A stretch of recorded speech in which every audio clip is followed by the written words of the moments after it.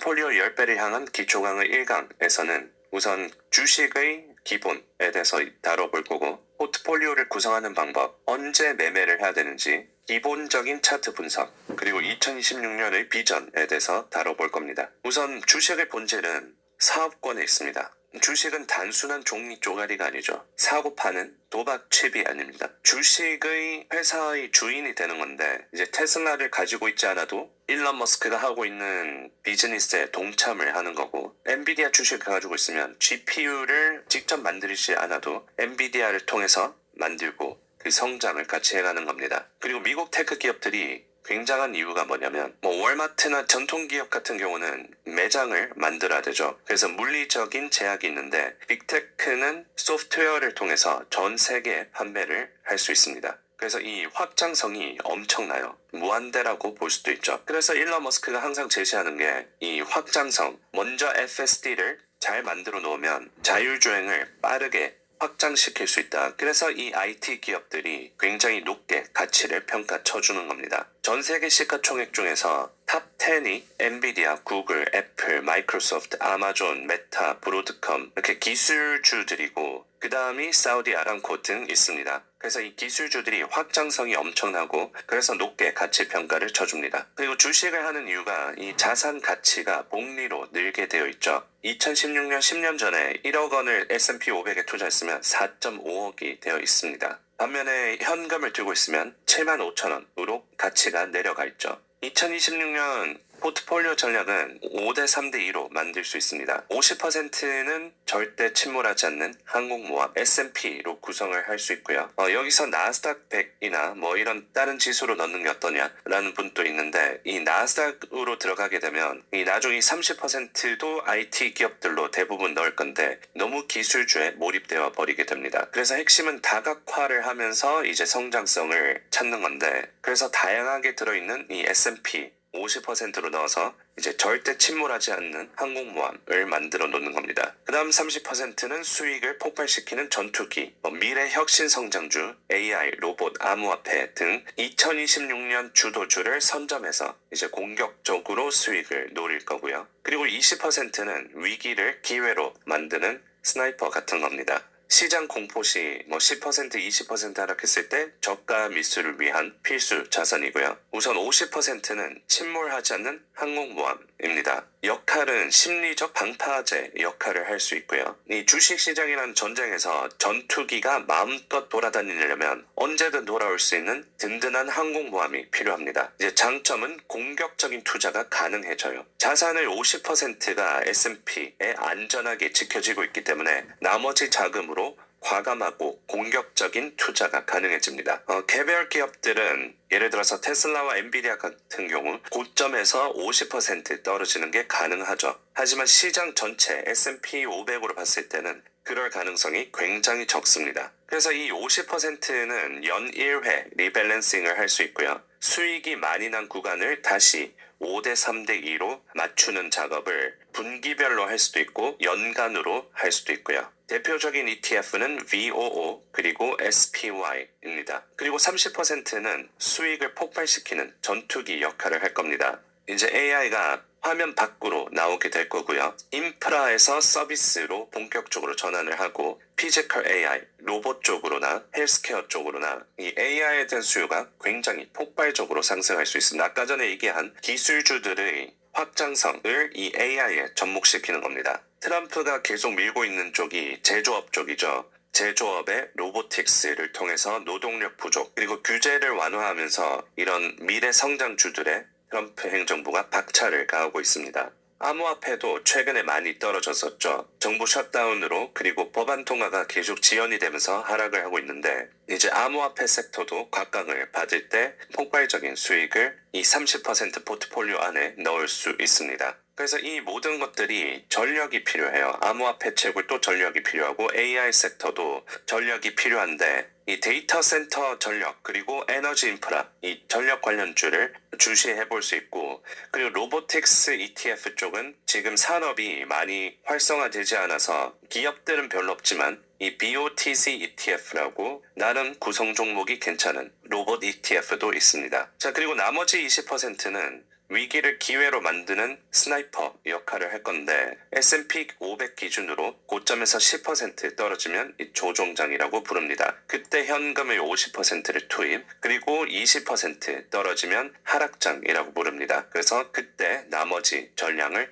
투입할 수 있습니다. 그러면 매매는 언제 하냐? 3분할 매수를 원칙으로 세울 수 있고요. 그리고 월가의 기준으로 봤을 때 21평선, 52평선, 그리고 200일평선을 볼 수 있습니다. 21평선은 단기 추세이고요. 50일은 기간 수급선, 핵심입니다. 그리고 200일평선은 장기 추세선입니다. 50일평선으로 봤을 때 이제 월가 대형 기관들이 물량을 매집하거나 방어하는 선으로 실전으로 본다면 S&P가 이평선 50까지 왔었을 때 매수 기회로 보고, 그리고 이평선 200까지 떨어졌을 때 이제 추가 매수 기회로 볼 수 있습니다. 트럼프 대통령이 작년 4월 달에 해방의 날이라고 전 세계 관세를 밝혔을 때 이 S&P가 이평선 200 근처까지 떨어졌습니다. 그리고 반등을 했죠. 그래서 굉장히 큰 이슈가 나오면 200일 평선으로 떨어지고, 그때가 공포 구간이자 매입 기간입니다. 그리고 매입할 때 이 종목을 잘 골라야 되는데, 예를 들어서 조비 같은 경우는 EPS 성장이 명확하진 않죠. 여전히 적자이고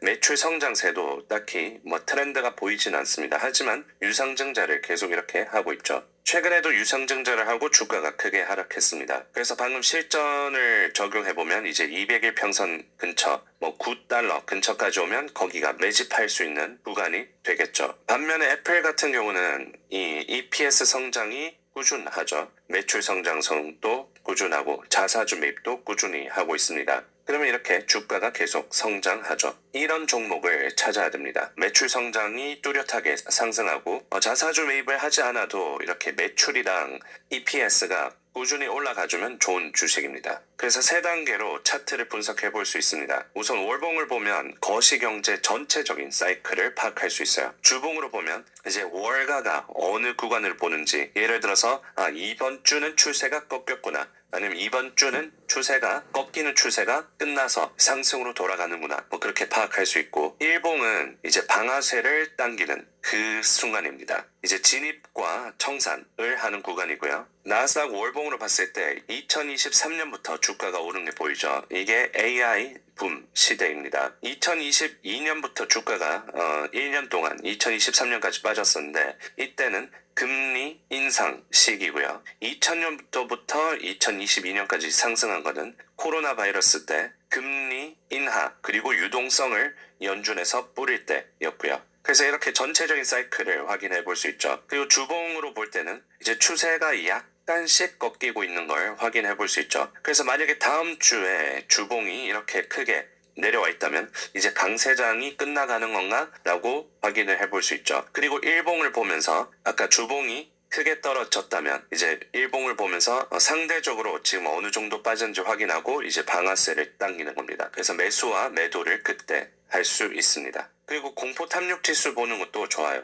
극한의 공포로 갈수록 이제 매입 구간이고, 극한의 탐욕으로 갈 때마다 비중 축소하는 구간입니다. 빅스도 볼 수 있는데 대체적으로 40위면 매수 기회이고 15 밑으로 내려가면 매도 기회입니다. 변동성이 높고 공포가 높을 때 이 빅스 지수가 높고, 시장이 굉장히 좋고 꾸준히 올라갈 때 빅스 지수가 낮습니다. 자, 그래서 이제 정책의 변화에 대해서 얘기를 해볼 거예요. 최근에 케빈 월시가 차기 연준 의장으로 임명이 되었죠. 트럼프 대통령이 이제 매파로 알려져 있는 인물인데, 트럼프가 왜 케빈 월시를 뽑았을까요? 우선 케빈 월시에 대한 정보는 이제 추후 업데이트가 있을 거고 앞으로 더 다룰 예정이지만, 현재로서는 이렇게 알려져 있습니다. 금융 규제를 완화하는 인물로 알려져 있습니다. 그래서 은행 규제를 완화해서 대출 활성화를 유도시키고 연준 권한을 낮추고 시장 친화적인 접근을 할 가능성이 높은 인물로 알려져 있고요. 대차대조표를 축소하는 인물로 알려져 있습니다. 그래서 양적 완화를 반대하는 인물로 알려져 있어요. 그래서 바로 이것 때문에 최근에 은이랑 금이 크게 하락한 적이 있었고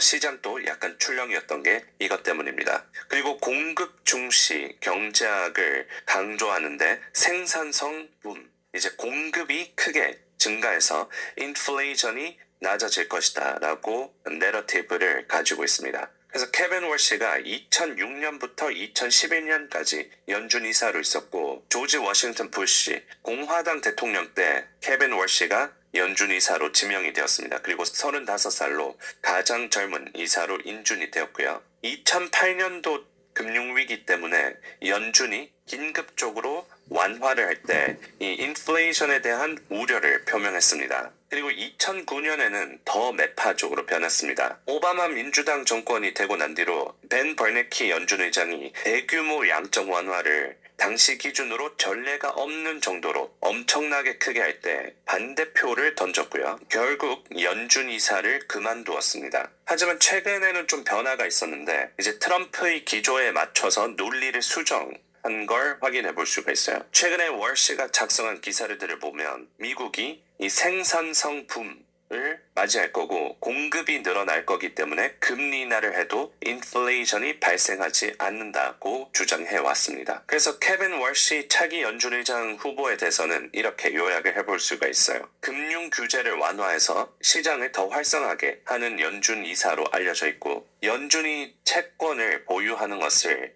매우 싫어합니다. 그래서 대차대조표 축소를 해야 된다고 주장하고, 이것 때문에 최근에 금은이 하락했고 암호화폐 기술주들이 하락한 겁니다. 금리가 높은 안전자산으로 자금이 이동할 거라는 우려감 때문에 시장 변동성이 커졌고요. 채권을 축소해서 금리가 올라가면 기업들의 자금 조달 비용이 올라가기 때문에 경기가 둔화될 수 있는 우려가 생기는 겁니다. 자, 그래서 연준의 변화에 대해서 알아봤고요. 그리고 투자 흐름이 이제 바뀌고 있는데 일론 머스크가 최근에 제시한 비전에 대해서 설명을 해드리겠습니다. 최근에 테슬라의 실적 발표가 있었는데요. 2026년에는 테슬라 자본 지출이 20빌리언 달러에 달할 거라고 발표를 했습니다. 그래서 여태까지 자본 지출을 하던 거의 거의 2배를 투자할 거라고 얘기를 했고, 그래서 어디에 투자를 하냐? 이 우주와 에너지에 대해서 언급을 했습니다. 몇 년 안에 우주에 태양광 AI 데이터 센터를 구축할 거다라고 일론 머스크 언급하면서 전력이 많이 필요할 것이라고 언급을 했었는데, 이 태양광으로부터 전력을 구할 거라고 합니다. 태양광 ETF로는 TAN, Invesco Solar ETF가 있습니다. 트럼프 행정부가 들어서면서 친환경 에너지를 안 밀어주는 경향이 있어서 떨어지다가 이제 에너지 전반적으로 수요가 높다 보니 점점 올라오고 있는 걸 확인해 볼 수 있고요. 구성 종목은 이러합니다. 흔히 알고 있는 Sunrun Enphase도 들어가 있고요. 그리고 로봇에 대해서도 언급했었는데 Physical AI로서 내년 말까지 테슬라 옵티머스를 일반인에게 판매할 예정이라고 합니다. 그래서 로봇 섹터의 시장이 커지면서 관련주의 긍정적인 흐름이 있을 수 있습니다. ETF로는 BOTZ가 있고요. 마찬가지로 이 ETF가 2023년부터 이렇게 성장하는 것을 확인해 볼 수 있죠. 구성 종목은 이랍니다.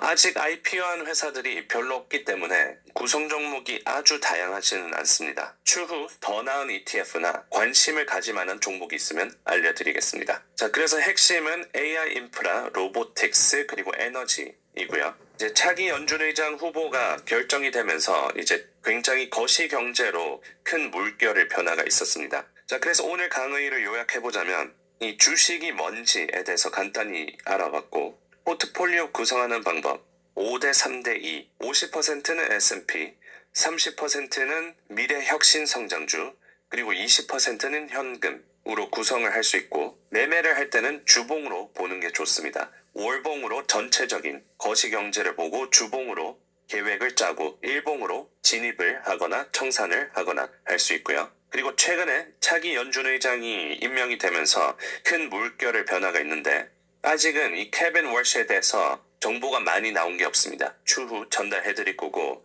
2026년이 시작되면서 이제 점점 섹터에 대한 언급 그리고 비전이 제시가 되고 있습니다. 오늘은 일론 머스크가 최근에 한 말에 대해서 살펴보았고요. 트럼프 행정부의 주요 인물들, 그리고 젠슨 황이나 이제 주요 업계의 거물들이 어떤 비전을 제시하는지 또 전체적으로 요약해서 게시물 작성을 해서 또 여러분들께 알려드리도록 하겠습니다.